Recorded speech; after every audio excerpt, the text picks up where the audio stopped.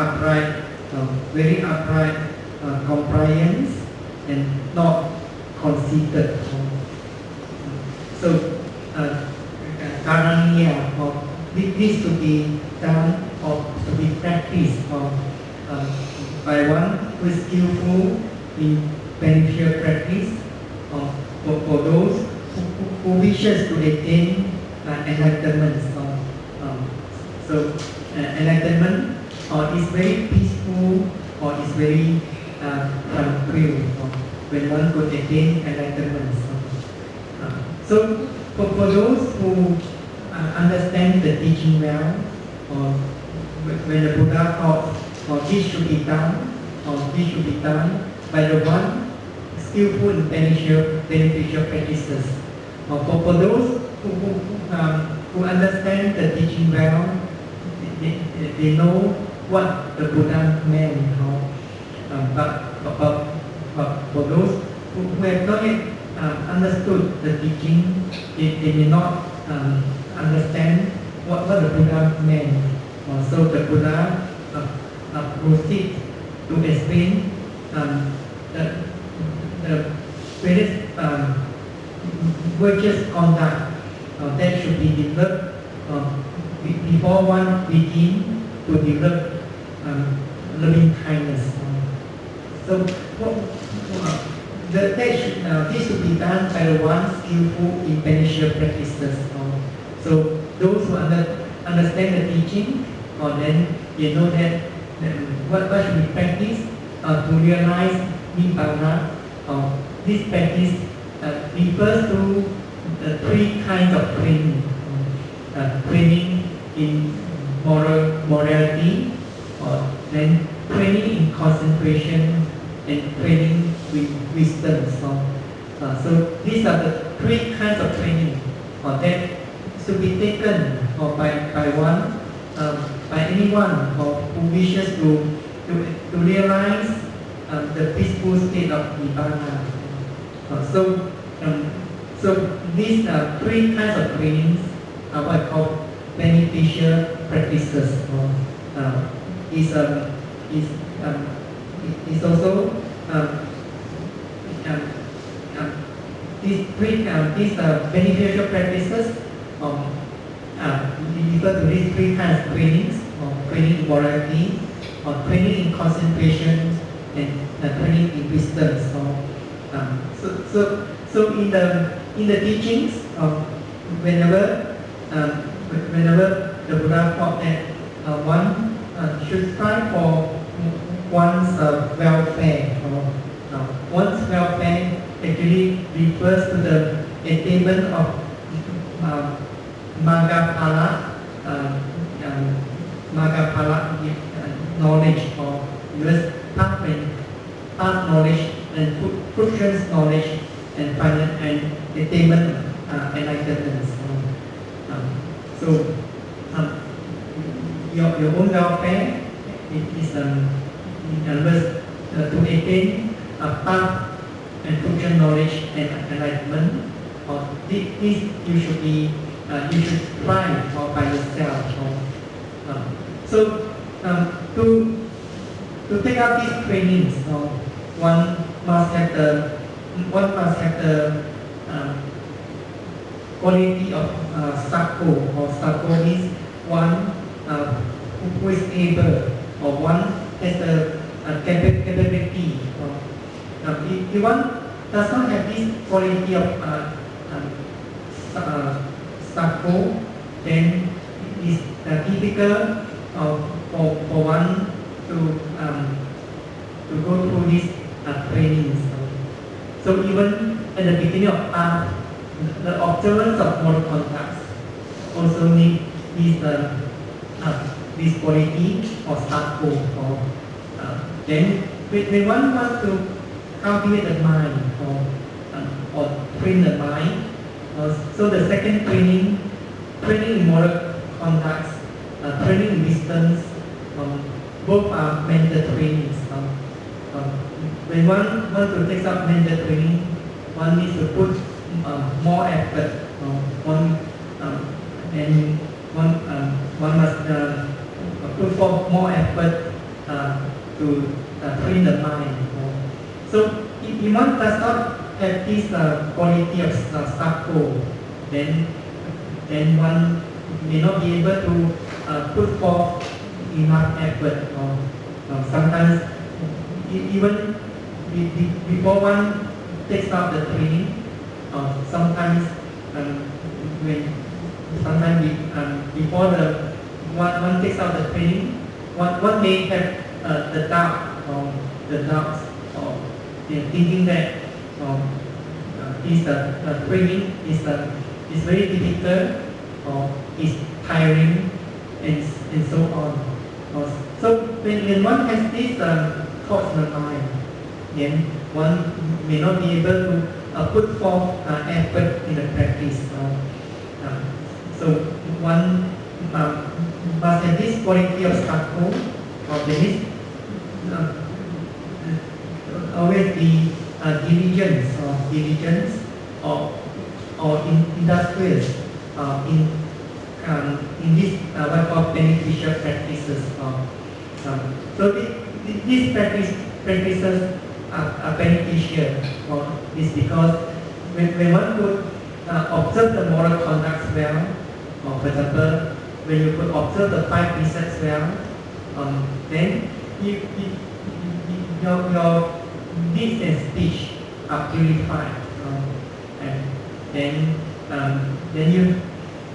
you are quite confident that when your moral conducts are purified, then you have in future you most likely you may have good rebirth. Then if one put forth more effort to cultivate concentration, then when one could attain deep concentration, then one maybe will take rebirth in a higher branch of Deva, or for example, Brahma. But when one proceed further, take up the third training in wisdom. So by this training, when one could attain, for example, the first stage of enlightenment, Sotapanna, then one is sure that one will not one will not be born in the four fruitful states again. So when one knows that all these practices are beneficial, it only promotes one's welfare.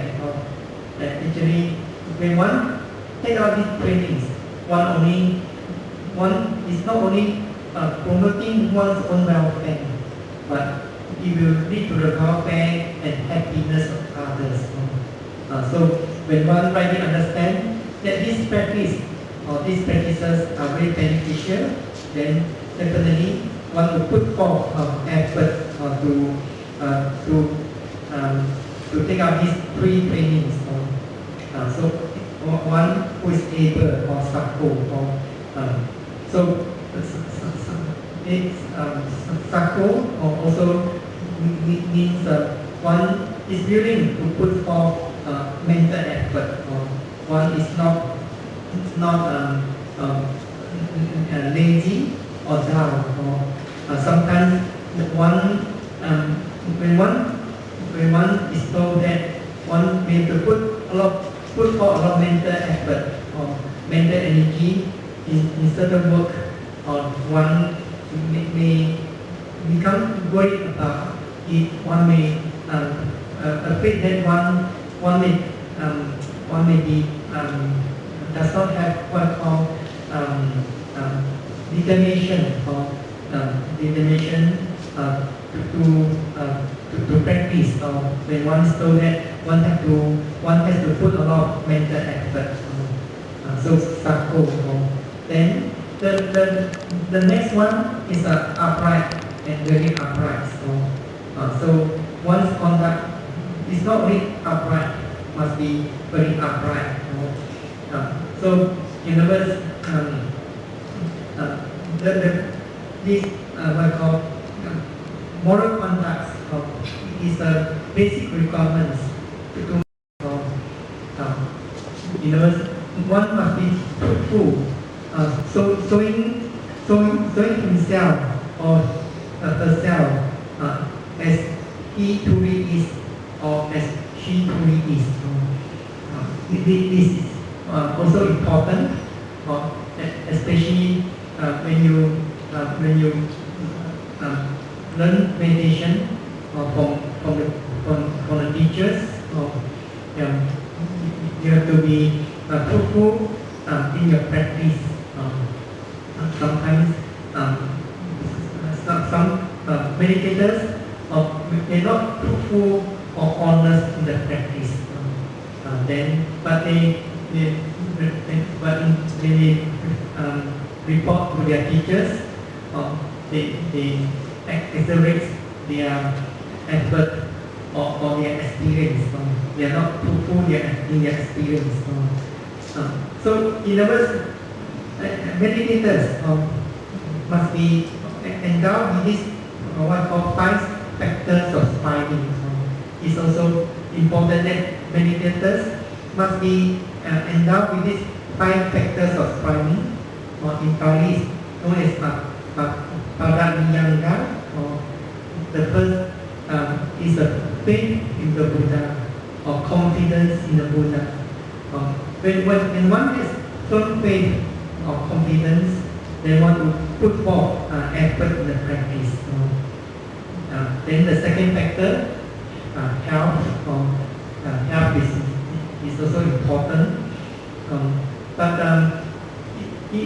even if one physically is not in good health, but as long as mentally healthy, one is still possible to meditate or to cultivate the mind. Because meditation is to purify the mind, is to cultivate the mind. So health is also important. But if one is physically not healthy, it's still possible to meditate, because meditation is mental training or is mental culture. Then the third factor of striving is neither deceitful nor hypocritical, showing himself as he truly is, or showing herself as she truly is. So it is important that one must be honest or straightforward. Then the fourth factor is energetic, or effort is important. When you have enough effort, then one will make progress. You make progress in your meditation. The fifth factor, one must be wise, to understand the method of meditation well, to know the benefits of meditation. Ujuja or suju, or upright, very upright. So in other words, one is not deceitful, one is not hypocritical, one is honest, one is straightforward. Then compliance or suwajo, or compliance. So this is also important, or compliance. Compliance, a person who is has this quality of suwajo, or his mind is always willing to receive admonition or admonishments from others. He's always happy to receive admonitions or instructions from others. So if one is difficult to be admonished, then he is what I call dupacha or dupacha. So if one is not willing to receive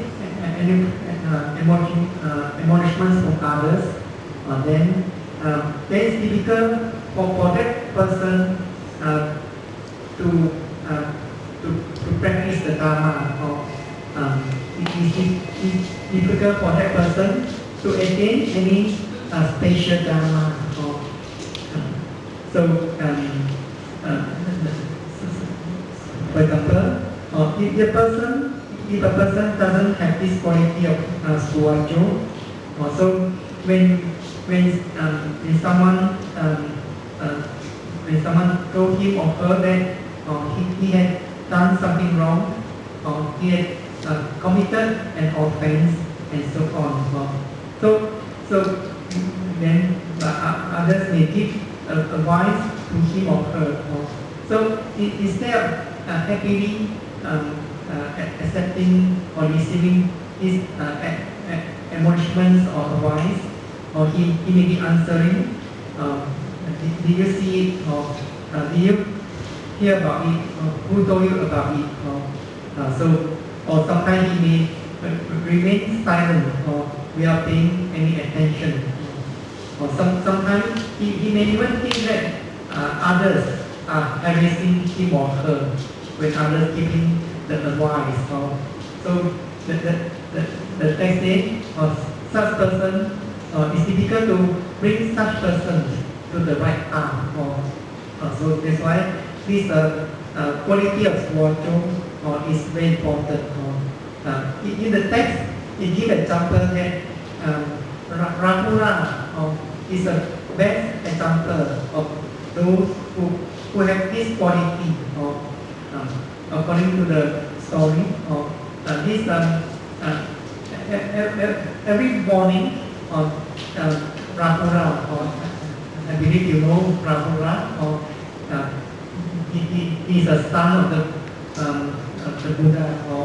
So after he was ordained as a Samanera, every morning he would take a handful of sand and throw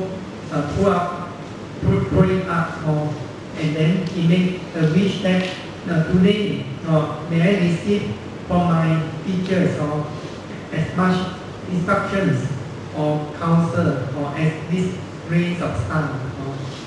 So he is among the bhikkhus who welcome admonition concerning these three kinds of training. Rahula is the foremost. So this suajo is important. So sometimes you may see that some children may not have this quality of suajo. When the parents give him the advice, or the teachers give him the advice, he may think that the parents or the teachers were harassing him or her. Then the next quality is known as mudu. Mudu means pliant or soft or gentle.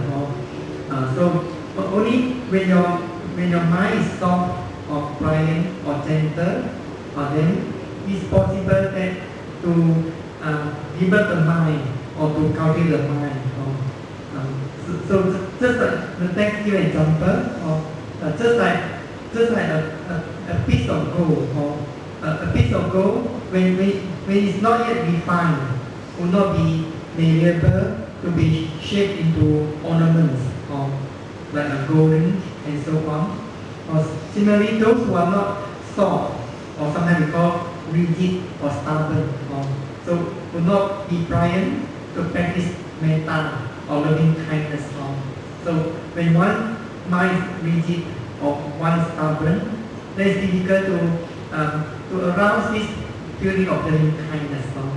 But when a piece of gold, which is refined and malleable, then it's ready to be shaped into ornaments. Similarly, those who are pliant or soft, gentle, will be malleable to practice in conformity with the practices such as metta and so on. So that's why one has to learn to be gentle in body and speech. And then the fifth quality of anati-mani, not conceited. So conceit in fact does not have loving kindness. Um, so, um, so when a person is who has a lot of mana, then he may become, he's not respectful to his superiors, or because he's very arrogant, he may not show any compassion towards towards his junior. But the person who is not considered is always gentle, he is respectful to his superiors, and also always helpful and compassionate to his subordinates or his junior. So in that way, even when he is not yet practice the loving kindness deliberately, then there's what called the thought of loving kindness or Meditatio is already achieved or is already established. So not considered is important. So if a person has a lot of conceit, then that person will be very arrogant and envious of others. So sometimes he may practice meditation as if he may see others as a rival or his rival. That means he will do meditation with conceit and rivalry. So then in that way it's difficult for him to make progress in meditation or such as loving kindness meditation. So for this evening, I shall only discuss the first stanza of Karanya Metta Kusalena or Yanta Santan Paravisamija or Sako Ujuja Sujuja Suatosa Sa Puru Anatimani.